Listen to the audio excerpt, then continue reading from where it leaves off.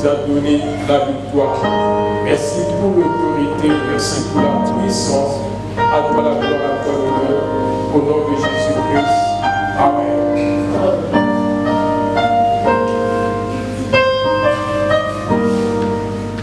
Que le Seigneur soit une fois de plus loué pour la parole que nous avons partagée. Et nous avons encore thème au message de ce matin. Jésus-Christ crucifié, enseveli, ressuscité et assis à la droite du Père. On nous a récemment parlé de Jésus-Christ comme étant la victime expiatoire. Et le dimanche passé, on nous a parlé de la Pâque et nous allons donner une suite à ces deux messages que nous avons écoutés, selon que le Seigneur nous l'a mis à cœur. Jésus-Christ crucifié, enseveli, ressuscité et assis à la droite de Dieu. Nous devons savoir que la Bible nous enseigne que Jésus-Christ fut crucifié, enseveli, ressuscité, et qu'il est maintenant assis à la droite de Dieu dans les lieux célestes. Ces faits bibliques de la vie de Christ nous concernent et nous devons donc les comprendre et nous les approprier par la foi. Parce que quand nous lisons la Bible, on nous parle de la crucifixion, de l'ensevelissement, de la résurrection de Christ et de son ascension à la droite de Dieu. Mais nous ne savons pas que cela nous implique. Et nous devons donc comprendre ces faits bibliques, car nous participons à l'œuvre de Christ, de sa crucifixion à son ascension à la droite de Dieu. Et c'est très important que nous puissions comprendre cela.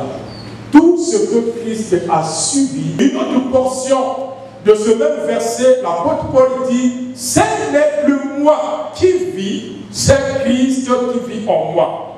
Nous pouvons le citer, mais en réalité, la vie de Christ, Christ vit réellement en ceux qui ont été crucifiés avec lui. Ne peut dire que ce n'est plus moi qui vis et que c'est Christ qui vit en moi, que celui qui a compris qu'il a été crucifié avec Christ. Paul le dit avec raison. Et il avait raison de dire que ce n'est plus moi qui vis, c'est Christ qui vit en moi. Pourquoi? Parce que Paul avait découvert le mystère de la crucifixion de Christ. Il a su que quand Christ était crucifié, lui aussi était crucifié avec Christ. Pourquoi? Parce qu'il était en Christ. Quand le moment de la crucifixion était arrivé, Dieu avait placé l'humanité tout entière en Christ. Et nous devons comprendre que quand Christ subissait tout ce qu'il a subi, nous aussi nous l'avons subi parce que nous étions en lui. Galates 5, 22, là nous allons découvrir quelque chose qui est lié toujours à la crucifixion de Christ. Galates 5, 24. Donc Galates 5, 24, écoutons ce que l'apôtre Paul nous dit de la part de Dieu. Il dit, ceux qui sont à Jésus-Christ ont crucifié la chair avec ses passions et ses désirs. Aujourd'hui encore, la plupart des chrétiens luttent charnellement ou encore physiquement avec la chair, tout simplement parce qu'ils ne savent pas qu'ils ont été crucifiés avec Christ. La victoire sur la chair et à ses passions et ses désirs ne résulte pas de nos efforts, mais résulte de notre compréhension que nous avons été crucifiés avec Christ. Et c'est très important que nous puissions comprendre cela. Comprendre que l'on a été crucifié avec Christ règle le problème de la chair avec ses passions et ses désirs. Aucun homme ne peut vaincre la chair physiquement. Et c'est en comprenant qu'il a été crucifié avec Christ. Et quand il a été crucifié avec Christ, la chair a été crucifiée. Les passions et les désirs de la chair ont été crucifiés. Et nous devons vivre comme une personne qui a été crucifiée. Et nous devons comprendre cela. C'est une vérité importante dans notre marche. Et nous parlons de la loi de nuisance. Et si nous ne comprenons pas les 4 bases que nous allons voir ce soir, parce que ces 4 points sont 4 bases qui nous permettront de lui. Si nous voulons briller, nous devons comprendre cela. Parce que Christ est celui qui a brillé. Il nous a tracé un chemin que nous devons suivre. Et nous devons d'abord comprendre aussi ce qu'il a déjà fait. Il a dit tout est accompli. Je ne cesse d'en parler. Qu'est-ce qu'il a accompli? Et qu'est-ce que nous devons comprendre dans le tout accompli? Et que nous devons nous approprier cela par la foi. Jésus-Christ crucifié. Il n'a pas été crucifié seul, il a été crucifié avec toi. Christ n'a pas seulement été crucifié, il a été aussi enseveli. Donc le deuxième point est Jésus-Christ enseveli. Là encore, nous n'avons pas vu tous les points liés à la crucifixion. Nous vous donnons juste l'essentiel, les bases. Donc deuxième point, Jésus-Christ enseveli. Il n'a pas seulement été crucifié, il a été aussi enseveli. Donc après la crucifixion de Christ, après la crucifixion, Christ fut enseveli et nous l'avons été aussi avec lui. Et nous allons voir deux passages qui nous parlent de notre participation à l'ensevelissement de Christ. Donc, comme nous l'avons dit à l'introduction, nous participons à l'œuvre de Christ, de sa crucifixion à son ascension à la droite de Dieu. Romains 6, verset 4, et nous allons juste prendre un extrait de ce verset. Romains 6, 4, nous prenons juste la première partie. Là, l'apôtre Paul nous dit, nous avons donc été. Il n'est pas dit nous serons, nous avons donc été. C'est un acte, ça a été fait. C'est à nous de le découvrir et de vivre en fonction de cela. Que dit Paul? Nous avons donc été ensevelis avec lui. Voilà pourquoi, quand nous allons souvent baptiser, j'aime dire avec humour, nous allons enterrer les gens. Parce qu'on les enterre et on les ramène à la vie. Le baptême est un ensevelissement. Et nous devons le comprendre. Paul dit, nous avons donc été ensevelis par lui. Avec lui plutôt, par le baptême en sa mort. C'est ce que l'apôtre Paul nous dit. Nous avons donc été ensevelis avec lui par le baptême en sa mort. Le deuxième passage qui complète cela, c'est Colossiens 2:12. C'est toujours Paul qui parle. Il dit, ayant été ensevelis avec lui par le baptême. Lui, dans ces deux passages, nous parle de Jésus. Nous avons donc été ensevelis avec Christ par le baptême en sa mort. Donc le baptême est un acte d'identification à l'ensevelissement de Christ. Amen. Christ a été enseveli et la Bible dit que nous l'avons été avec lui. Par le baptême, nous rendons réel dans notre vie ce qui a eu lieu par l'ensevelissement de Christ. Cela a été fait. Nous avons été ensevelis au moment où Christ l'était. Et pour que cela devienne réel par nous, c'est par le moyen du baptême. Quand nous nous faisons baptiser, ce qui eut lieu par l'ensevelissement de Christ devient réalité dans notre vie. Voilà pourquoi nous devons obéir et accomplir parfaitement les recommandations du Seigneur. Christ fut crucifié, il fut enseveli. Troisièmement, Jésus-Christ ressuscité. Il n'a pas seulement été crucifié et enseveli, il a été aussi ressuscité. 3 jours après l'ensevelissement, Christ fut ressuscité selon les Écritures. Et c'est ce que Paul nous dit dans 1 Corinthiens 15, verset 4. Il dit, parlant de Christ, qu'il a été enseveli et qu'il est ressuscité le 3e jour selon les Écritures. Christ n'a pas seulement été crucifié et enseveli, il est aussi ressuscité.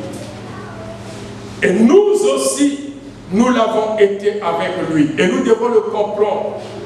Parce que nous sommes ceux qui avons été crucifiés avec Christ, ensevelis avec Christ et ressuscités avec lui. Il a été enseveli et il est ressuscité. Et nous allons prendre la deuxième partie de Colossiens 2:12 que nous venons de citer. Là, on avait pris la première partie, nous prenons la deuxième partie. Donc, Colossiens 2:12, la deuxième partie nous dit « Vous êtes aussi ressuscités en lui et avec lui. » Le chrétien, comme j'aime le dire, est ressuscité avant de mourir.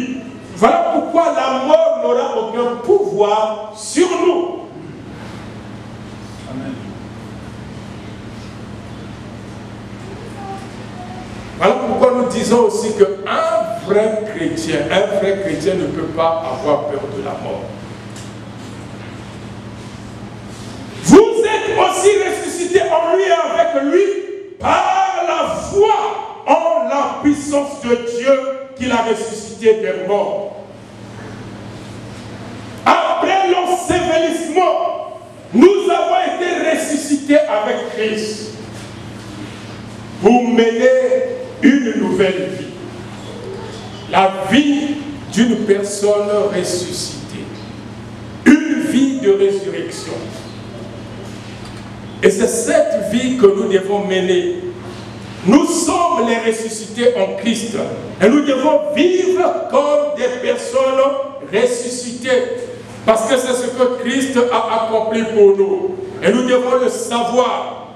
Nous ne sommes pas, nous n'avons pas seulement été crucifiés avec Christ, ensevelis avec lui, mais nous sommes aussi ressuscités avec lui. Et nous menons donc une vie de ressuscité. La puissance de la résurrection travaille en nous.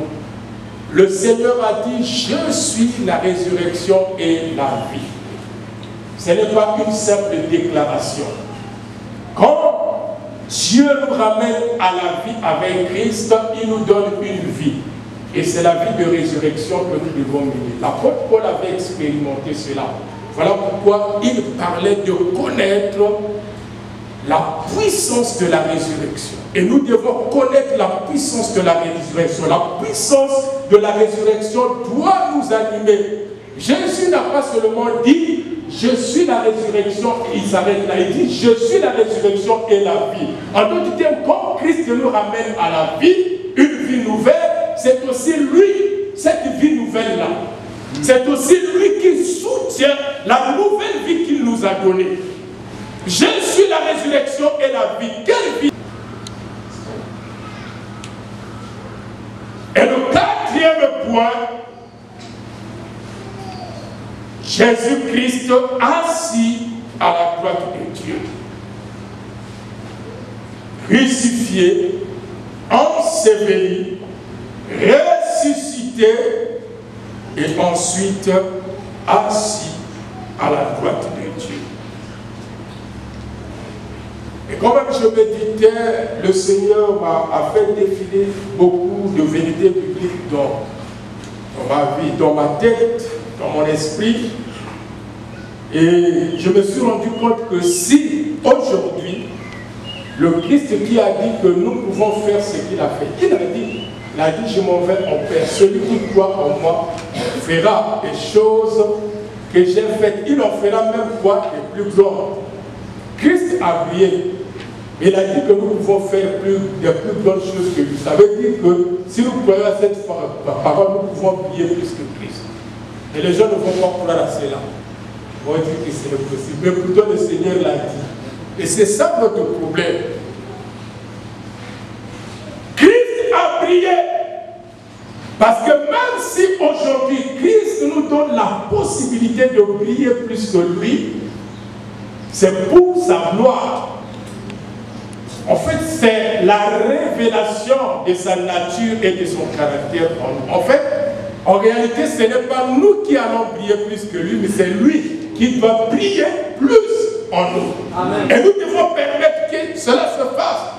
Il a dit, je m'en vais au Père, celui qui croit en moi fera les choses que j'ai faites, il en fera même de plus grandes. Mais nous n'aspirons pas à cela. Nous pensons que c'est impossible. Et je me rappelle même à l'époque, quelqu'un de notre église, que je ne cite pas son nom, il dit, ah,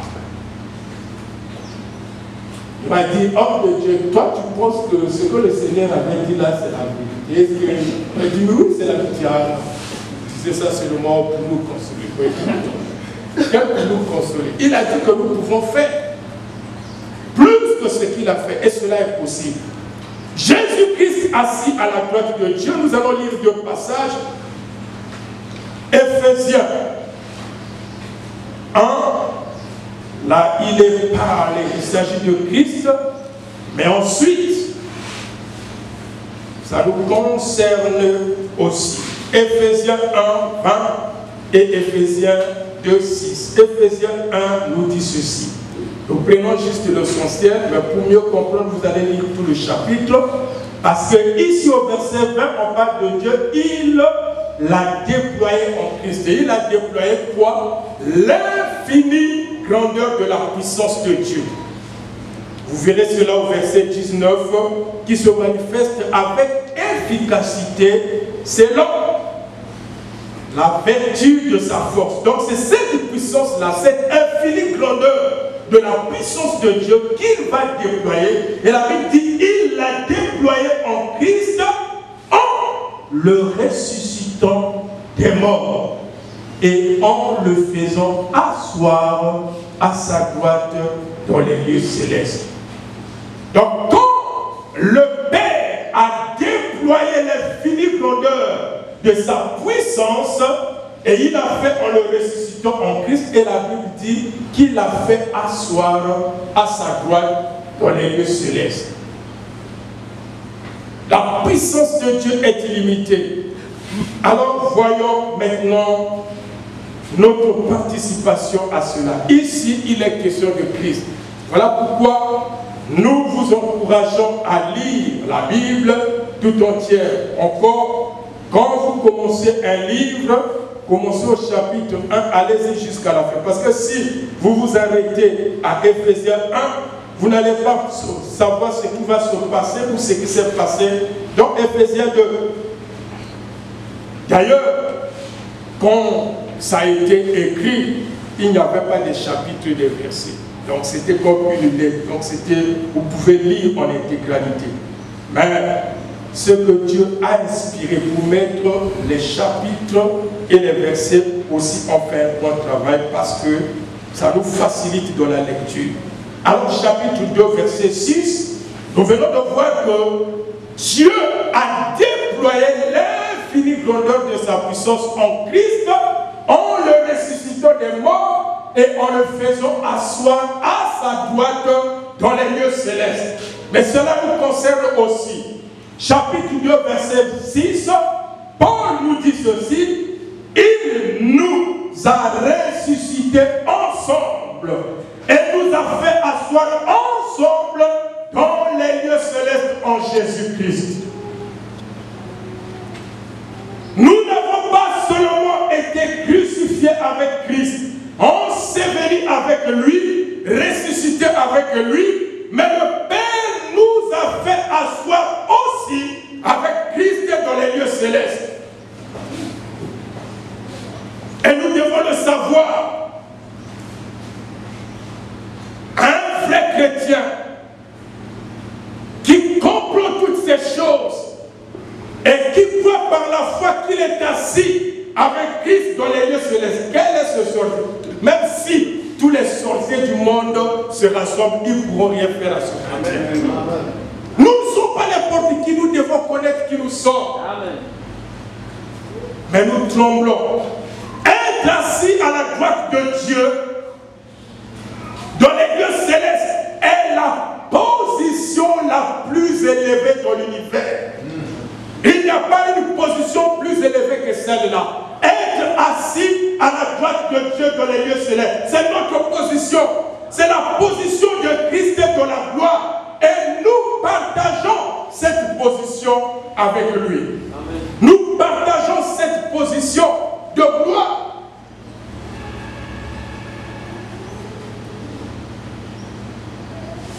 Alors, lisons un autre passage qui va nous aider à vivre en fonction de cette position et à nous révolter de certaines réalités de notre vie.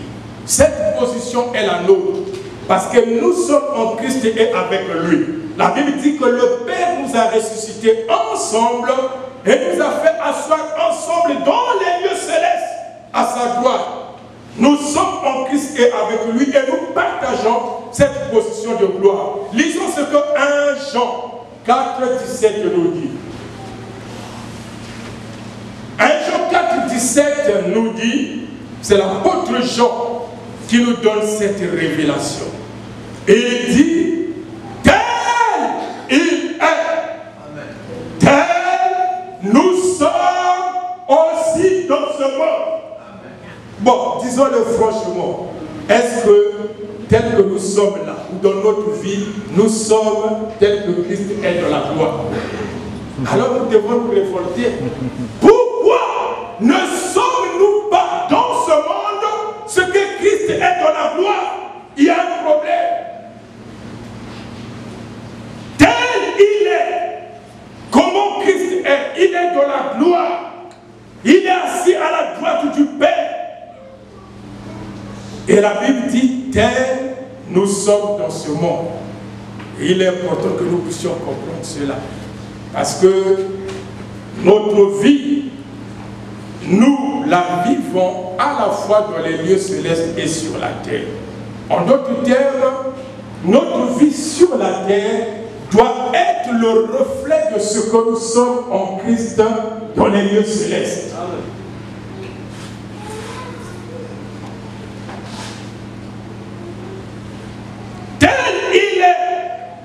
Tel nous sommes aussi dans ce monde.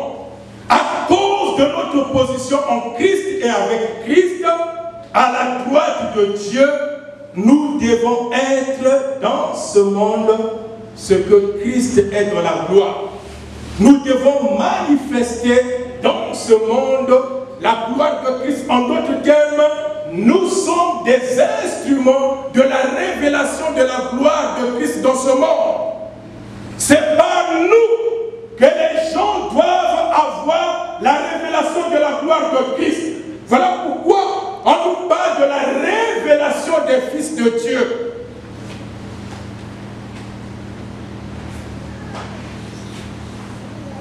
Christ était une véritable révélation du Fils de Dieu. Amen. Parce qu'il y a le Fils de Dieu, c'est Jésus, et nous sommes les fils de Dieu. Et Christ s'est révélé comme le Fils de Dieu. Nous aussi, nous devons nous révéler dans ce monde comme les fils de Dieu. Et cela est très important pour nous.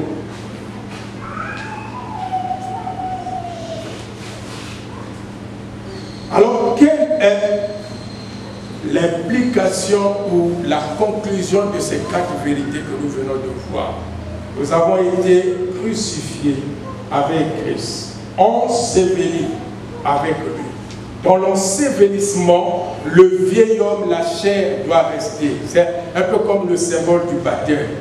Quand on te plonge, le vieil homme, la chair doit rester. Quand on te sort, tu deviens une nouvelle personne. Ta chair ne reste pas parce que tu es là, elle est là, mais elle est désactivée. Tu n'es plus dirigé par la chair. Tu dois être dirigé par ton esprit. La chair est toujours là. La nature adamique pécheresse est toujours là.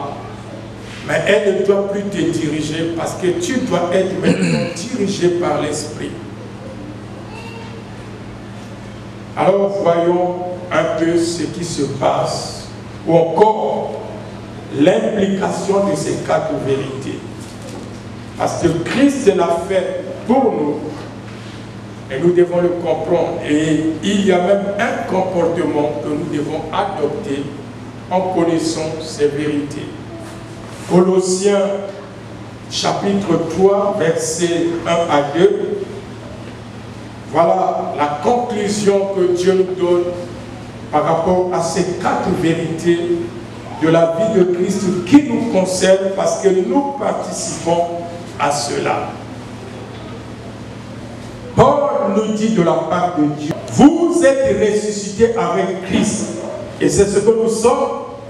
Cherchez les choses d'en haut, où Christ est assis à la droite de Dieu. Un ressuscité avec Christ doit chercher les choses d'en haut. Notre préoccupation en tant que ressuscité, c'est la recherche des choses d'en haut. Et Paul rend cela encore un peu plus clair dans le verset 2. Il nous demande dans le verset 1 de chercher les choses d'en haut. Et au verset 2, il dit, affectionnez-vous aux choses d'en haut. D'autres versions disent, attachez-vous. Nous devons nous affectionner aux choses d'en haut, au royaume. Nous devons nous affectionner à cela. Et c'est très important pour nous. Il dit, affectionnez-vous aux choses d'en haut et non à celles qui sont sur la terre. Crucifié avec Christ, enseveli avec Christ, ressuscité avec Christ, assis avec Christ à la droite de Dieu, nous devons maintenant chercher les choses d'en haut, nous affectionner aux choses d'en haut. Et la position que Christ nous donne, comme nous l'avons dit, est la position la plus élevée dans l'univers. Parce que cette position nous place au-dessus de toute domination, de toute autorité, de tout, je vais quand même dire cela parce que nous terminons par là, et c'est la même position que nous avons. Voilà pourquoi nous avons l'autorité de chasser les démons, les esprits impurs, les esprits méchants. La suite du verset 20 que nous avons lu dans Éphésiens 1, on a lu le verset 1, on avait lu le verset 20 plutôt, on termine par là. Il l'a déployé en Christ en les ressuscitant des morts, en le faisant asseoir à sa droite dans les lieux célestes. Ça, nous devons savoir que nous sommes en Christ. Donc nous sommes dans la même position.